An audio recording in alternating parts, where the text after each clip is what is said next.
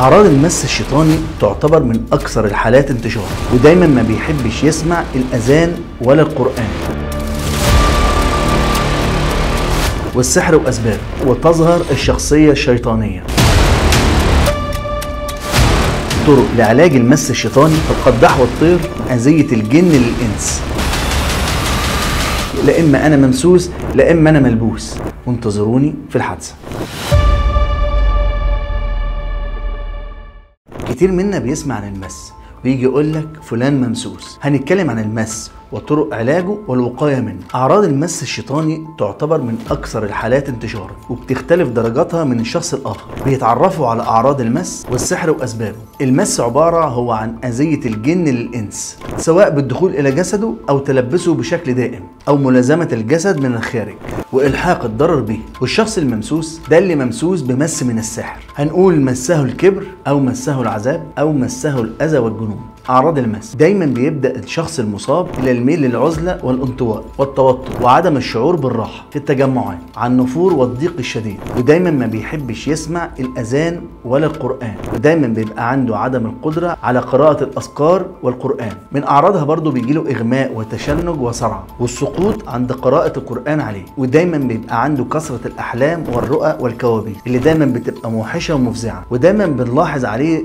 بعض التصرفات الغريبة للشخص المصاب. وساعة لما بنحاول نعالج الشخص المصاب ساعات بينطق الشيطان اللي هو بيكون لابسه. لما تتوارى الشخصية الإنسانية وتظهر الشخصية الشيطانية بتتغير طباعه وأفعاله وأقواله وتصرفاته. الشخص بيسمع إن هو بينادي اسمه ولا يسمع أحد، ودايما بيعطل في أمور الحياة زي الزواج والعمل. بتلاقي سلوكيات غريبة وخروج بعض الكلمات غير إرادية من الممسوس، ودايما بيحس بحركة داخل الجسم كحركة البطن أو الرجل، كأن شيء غريب بيتحرك، أو خروج العارض ومحاولة الحوار، ودايما بيسب ويشتم أو السخرية أو تشنج في أطراف الجسد. ولو كان المس بسبب العشق مثلا، تجد المصروع دائما يجد في منامه امرأة تقبله أو تعاشره أو تستعرض أمامه وتداعبه أو تهديه وردة أو هدية أخرى، ودايما بيشوف نفسه في زواج. وإذا كان بقى المس بسبب اعتداء، بتلاقي المصروع بيشوف حيوانات بتطارده، أو هو بيشوف إنه بيقع من مكان مرتفع. بس بتتوقف درجة ظهور أعراض المس على الإنسان في اليقظة، على قوة إيمانه وحسن توكله على الله، وعلى سبب التلبس، وعلى طبيعة الشيطان ومكانه في الجسد. فلو كان الإنسان قوي الإيمان صادق التوكل على الله، فالشيطان بيكون ضعيف وعاجز، ما بيقدرش يتحكم ولا في عقل ولا في قلب هذا المؤمن بسهولة. تعالوا بقى نتكلم على أسباب المس. من أهم أسباب المس الشيطاني هو الانتقام من الإنس، وده بيرجع لأذية الإنس له، إن هو مثلا يدلق عليه مية سخنة، أو يرمي عليه حجارة، أو يصرخ بالليل، أو يضرب حيوان بالليل،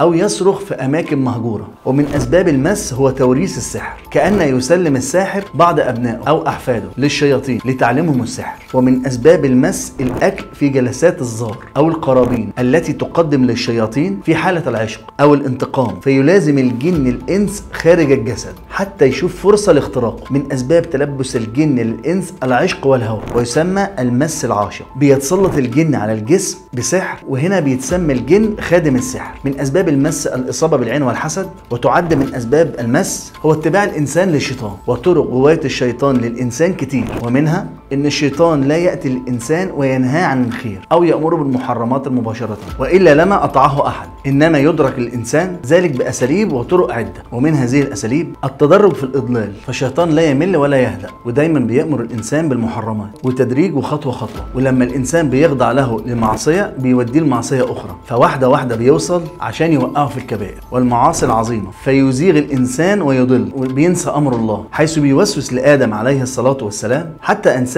ما أمره الله به. وقد أمر الله تعالى المسلم باجتناب المجالس التي يستهزأ فيها بآيات الله، فقد ينسى الإنسان الشيطان ذلك فيجالسهم. قال الله تعالى: وإذا رأيت الذين يخوضون في آياتنا فاعرض عنهم حتى يخوضوا في حديث غيره، وأما ينسيك الشيطان فلا تقعد بعد الذكرى مع القوم الظالمين. صدق الله العظيم. عشان كده يجب على المسلم أن يذكر الله تعالى ويداوم على ذلك، فذكر الله يطرد الشياطين فيلقى الشكوك والشبهات في نفس المؤمن، ودايما بيحاول يزعزع عقيدتهم بالله. حتى الصحابة لم يسلموا من ذلك، وكان يأتون ويشكون لرسول الله صلى الله عليه وسلم من وساوسهم، دخول للنفس من باب اللي انت بتحبه، حتى يأتي الشيطان للإنسان ويوسوس له بما يحب ويهوى، وبيظهر ان هو ناصح ليه فيأنس الإنسان ليه ويستجيب لأمره. الحض على 4، هو هنا بيأمر الناس ب4 أمور بتأدي بيهم إلى الضلال لا محال، والأمور دي ذكرت في القرآن الكريم: الخمر والميسر والأنصاب والأزلام. الخمر دايما بيذهب العقل، وساعتها الإنسان ما بيبقاش عارف هو بيعمل ايه،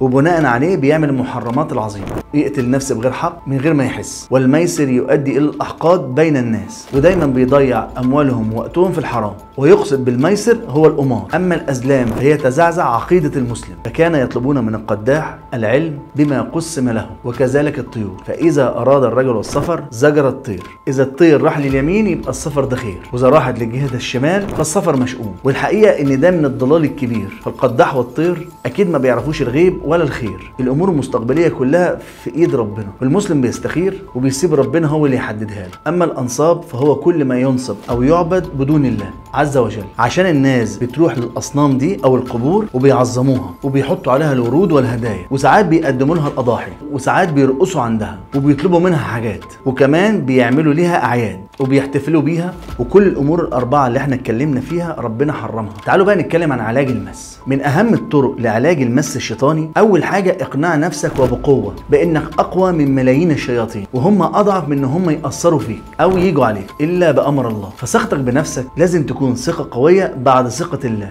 تاني حاجة لازم تطرد الأفكار دي وما تفكرش فيها حتى لو شفت حاجة بعينك أو لمست حاجة واضحة. ولازم كمان تحافظ على الوضوء، عشان الوضوء ليه أثر عظيم في دفع الشياطين. ولازم قراءة سورة البقرة يوميا أو تسمعها، عشان الشخص المصاب ما بيقدرش يقرأ. ولازم تكون عندك حرص ومواظبة على قراءة آيات الرقية يوميا أو تسمعها لو كان المصاب ما بيعرفش يقرأ. وبيفضل سماع آية الكرسي مع الأذان يوميا، وذكر لا إله إلا الله وحده لا شريك له، له الملك وله الحمد وهو على كل شيء قدير 100 مرة يوميا، وللأفضل تقراها 100 مرة صباحا و100 مرة مساء. ولازم على الشخص المصاب الإكثار في الاستعاذة من الشيطان الرجيم، ودايما يدعي من الله إن ربنا يشفيه، وكمان يكثر من الصلاة على النبي صلى الله عليه وسلم بنية طرد المعتدين عليه وقراءة الأدعية المأثورة. وفي الآخر لازم المسلم أن يثق بقدرة الله تعالى وقوته التي لا تعادلها قوة، فلازم يحسن الظن بالله ويتوكل على الله حق توكل، ويعلم أنه لو اجتمع العالم كله على إلحاق الضرر والأذى به بشيء لم يقدر الله تعالى فلم يستطيعوا ذلك. فالإصابة بعين أو مس أو سحر أو أي أذى